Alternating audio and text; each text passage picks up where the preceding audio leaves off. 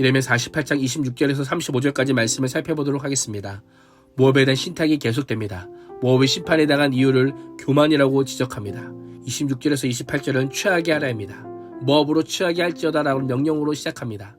모압이 하나님의 진노의 잔을 마셔서 극도의 비참한 상태가 될 것임을 의미합니다. 성경은 종종 하나님의 심판에 받아 극도로 불행해진 사람들이나 참고 넘길 수 없는 한계를 넘어서는 죄를 짓는 자들을 하나님의 진노를 마셔 취한 사람에 비유하곤 합니다.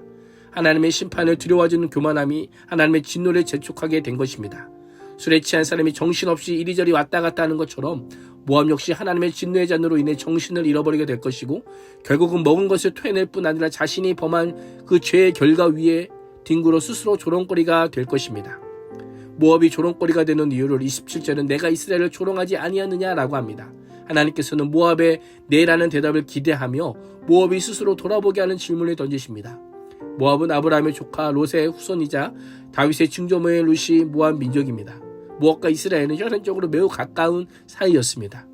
이스라엘은 모압에게 악한 일을 하지 않았지만 모압은 마치 이스라엘이 도둑질하다가 들킨 것처럼 머리를 흔들며 경멸하는 몸짓으로 조롱했습니다. 이스라엘의 멸망을 보며 자신들의 죄악을 돌아보며 회개하고 하나님의 긍휼을 구했어야 마땅하지만 그들은 교만하였고 아무런 죄가 없는 것처럼 행동했습니다. 그러자 하나님께서는 자기 백성을 당한 조롱과 경멸을 자신을 향한 모독으로 여기시며 심판을 선언합니다. 우리의 모습은 어떠합니까? 혹시 누군가를 조롱하다가 조롱의 대상이 된 적은 없습니까?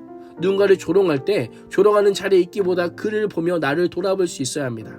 나에게는 죄악과 교만함이 없는가를 점검하며 하나님의 자비를 구할 수 있기를 축복합니다. 하나님께서 모압 주민들에게 성읍을 떠나 바위 위에 살찌어다라고 명령합니다. 요사와 같고 이민족에게 침략을 당하지 않아 변형을 누리며 안전하다고 여기는 성읍들을 버리고 새로운 터전을 찾으라는 겁니다. 그들이 사이할 곳은 바위 사이라고 말씀합니다. 그 좁은 틈새는 적군의 공격으로부터 자신들을 보호할 수 있는 곳이지만 반대로 뒤집어 보면 사람이 살기에는 적합하지 않습니다. 그럼에도 불구하고 깊은 골짜기 어귀에 둥지를 틀고 사는 비둘기처럼 살라라고 명령합니다. 모압이 아무리 지리적으로 안정하고 편하게 보여도 영원한 안전은 하나님 안에만 있음을 알려주고 있습니다. 하나님의 품, 하나님의 날개하니 또한 하나님께 가까이함이 우리에게 복이요 안전임을 반드시 기억해야 합니다. 29절과 30절은 모압의 교만입니다.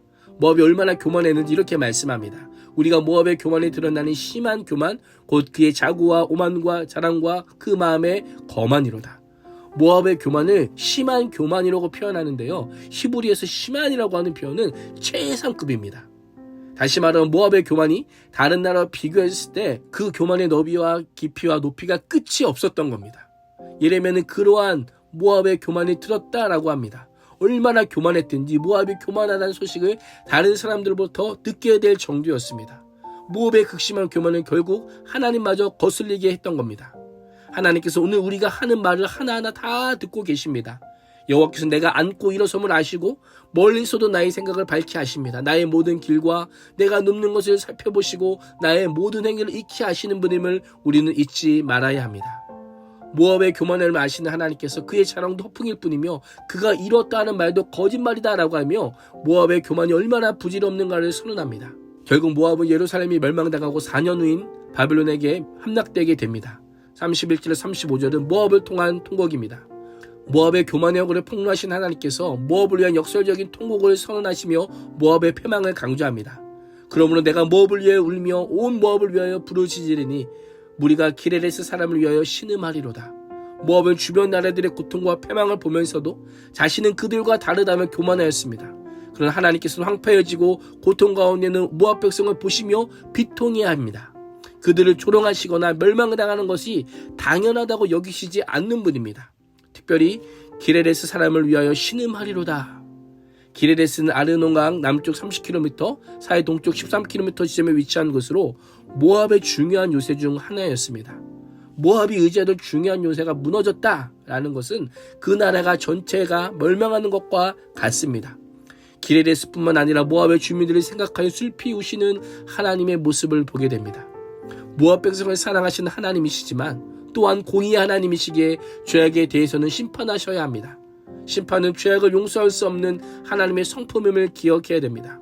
하나님께서 모압의 주 산업이라 할 수 있는 포도주 생산에 큰 재난이 임하여 더 이상 생산할 수 없을 것임을 예언합니다. 한때 신마의 포도나무 가지가 야세바다까지 뻗을 정도로 널리 알려졌고 심한 풍요를 대표하는 지역이었습니다. 그러나 그 포도는 모압 사람이 거두지 못하고 파바라는 자가 나타나 추수기의 모든 여름 실과와 포도나무를 남김없이 파멸시키므로 과거의 즐거움을 곡소리로 변하게 될 것이라고 말씀합니다.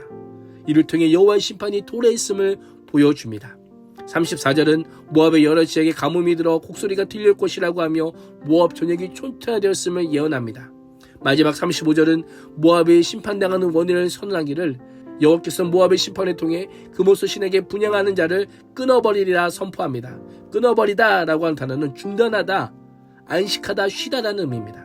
하나님께서 심판을 통해 모압의 우상 숭배를 끊어버리기도 하지만 모압에게 안식과 쉼을 주시는 분임을 말씀하고 있습니다. 하나님은 여호와 이스라엘의 하나님만이 아니라 모압의 하나님도 되심을 보여주고 계십니다. 오늘 하루도 조롱과 교만과 우상 숭배의 대가가 어떠한지를 분명히 깨닫고 하나님 앞에서 겸손함으로 하나님만 믿고 따르는 삶을 살 수 있기를 주님의 이름으로 축원합니다. 기도하겠습니다. 하나님, 모압의 교만과 조롱과 우상 숭배의 죄악을 거울 삼아 바른 믿음의 길을 걸어가는 그리스도인 되게 하여 주옵소서. 살아계신 예수님의 이름으로 기도합니다. 아멘.